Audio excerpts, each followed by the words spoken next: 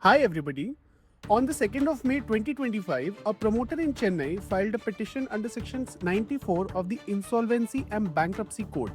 His bank had scheduled the auction of his two properties for the 7th of May, 5 days away. He thought the petition would trigger a moratorium and stop the auction cold. Instead, that one filing did three things. It got dismissed.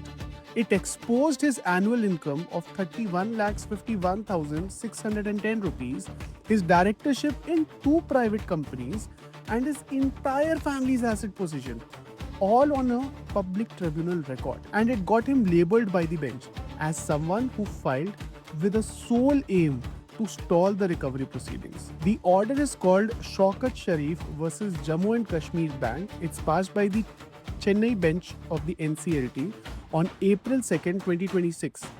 He thought he was filing a shield.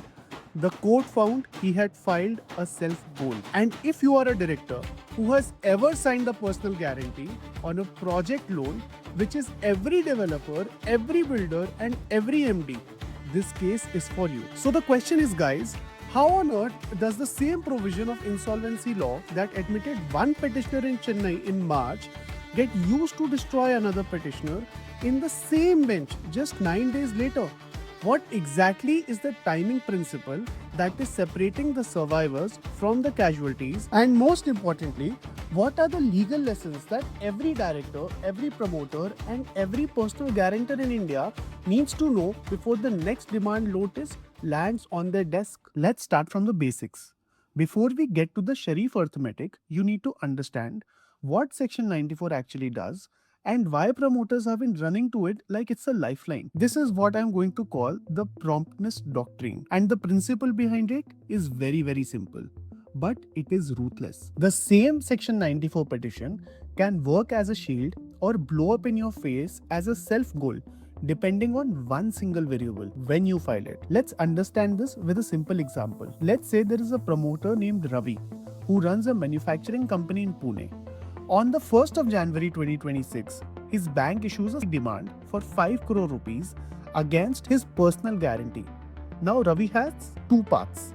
Path A, he files a Section 94 petition on the 5th of February, 5 weeks after the demand. Path B, he ignores the demand, does nothing for 3 years.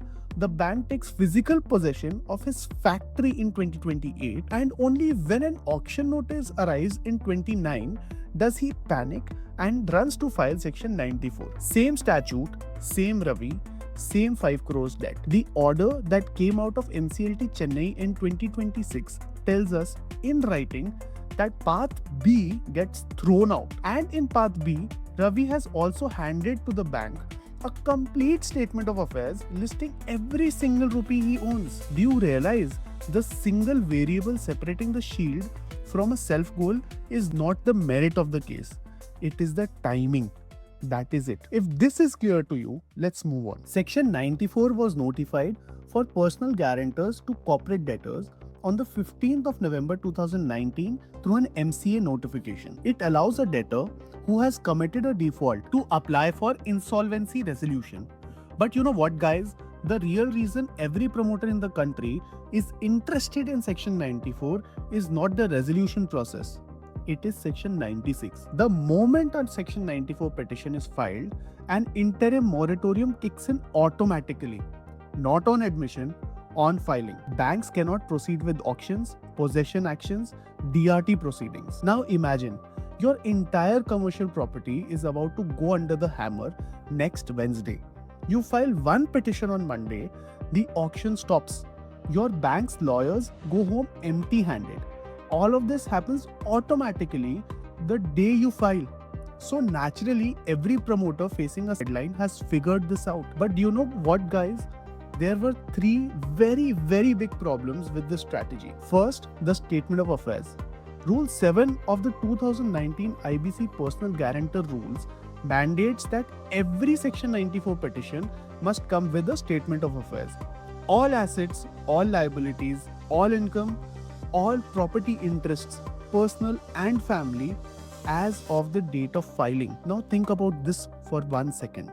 In trying to trigger a moratorium, the guarantor is compelled by statute to hand the bank a complete forensic map of his finances. In Sherif's case, that meant his income of 31 lakhs, his directorship in Sherif Global Services Private Limited and Ikigai Enterprises Private Limited, and all family assets, your other companies, the ones you thought were separate, they are now visible to every creditor reading this tribunal record. This is a very, very big deal because this is the self-goal mechanism. Secondly, limitation. The clock that almost every promoter miscalculates. Section 94 petitions are governed by Article 137 of the Limitation Act. 3-year window and the trigger date. Remember this very, very carefully, people, because this is where Sherif case turns. The trigger date is not what most people think it is. Thirdly, the abuse of process doctrine. Even if your limitation is intact, your conduct can still get you thrown out.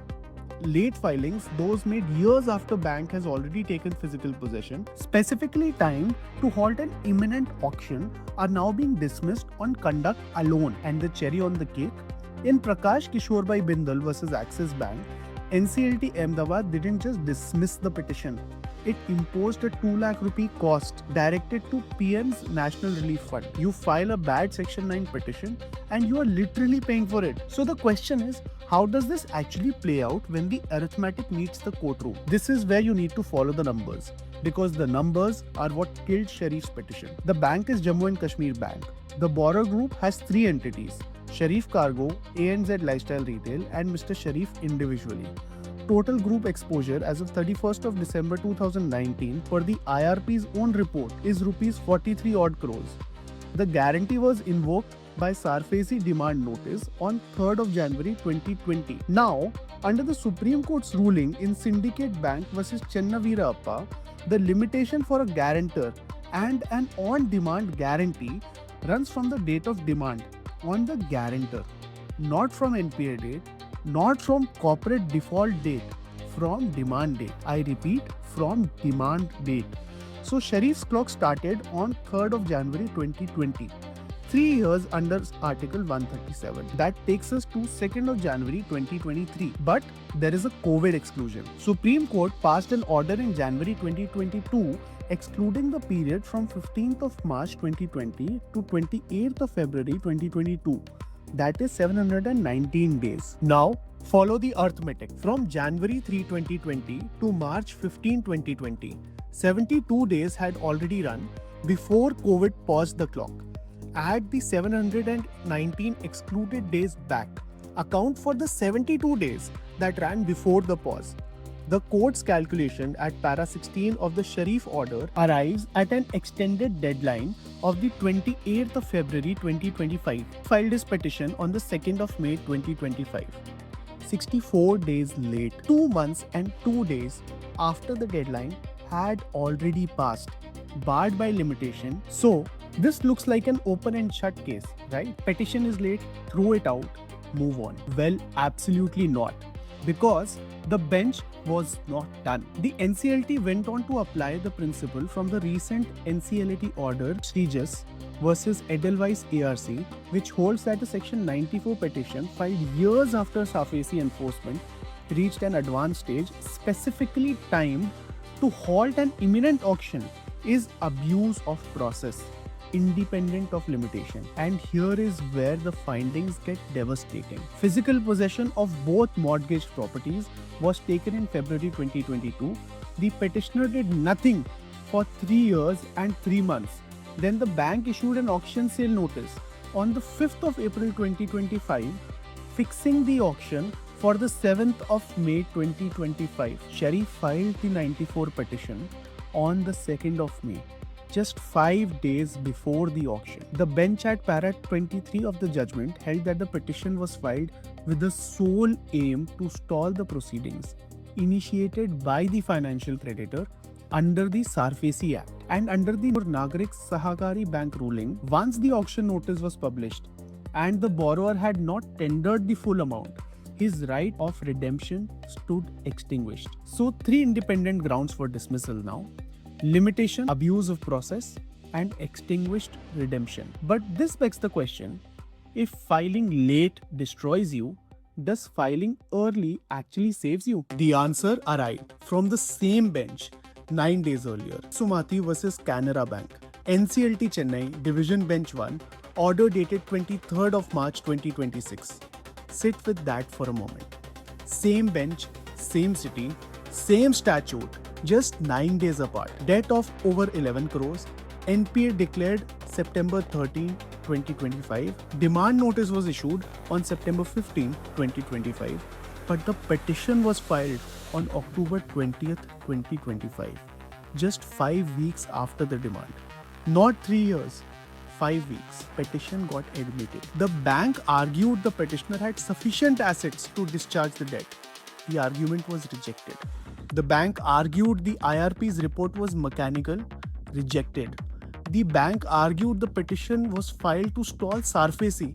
Rejected. The court at Para 20 held that Section 94 does not require proof of inability to repay, only proof of default. Every single argument that the bank made was rejected. The only difference between Sumathi and Sherif is not the strength of the bank's case, not the bench. It is the gap between the demand notice and the filing date. Sumathi was 5 weeks and Sherif was 3 years. One got admitted and one got destroyed. And here is what almost everyone will miss. Even Sumathi, the petitioner who won the admission, did not actually win. She was choosing the lesser cost because admission still required her statement of affairs. Every rupee, every asset, every family property now in the bank's hand. The promptness doctrine does not make Section 94 a strategy. It just decides whether your self-goal is slow motion or at full speed. Section 94 is not a shield. It is a controlled disclosure mechanism with a moratorium attached. The moratorium has a price. The price is your entire personal financial position becoming public record. And if you file too late, you do not even get the moratorium.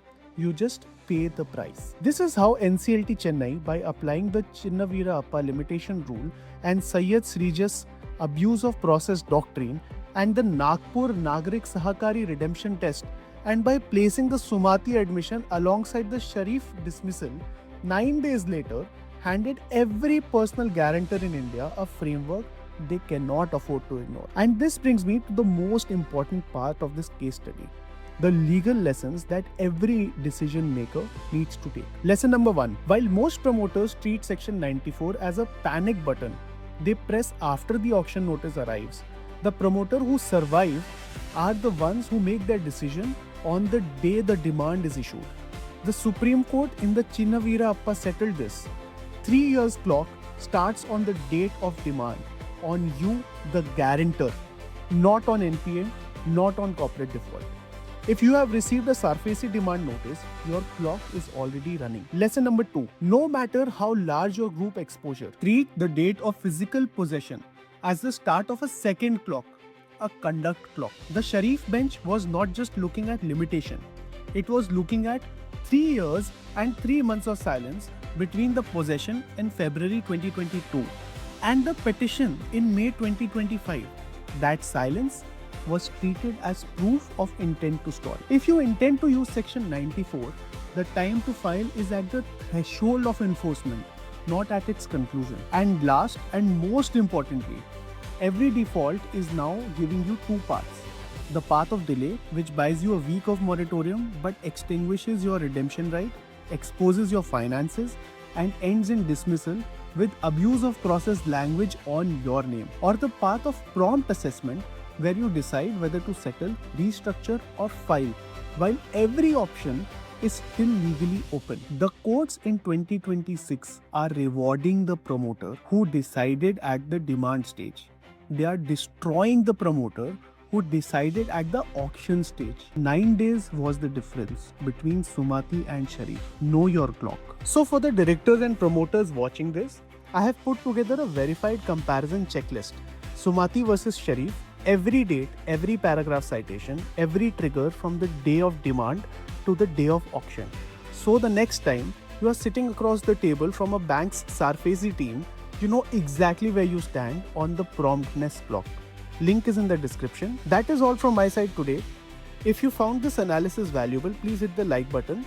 And for more such forensic legal breakdowns for Indian decision makers, please subscribe to the channel. Thank you so much for watching. I will see you in the next one. Bye bye.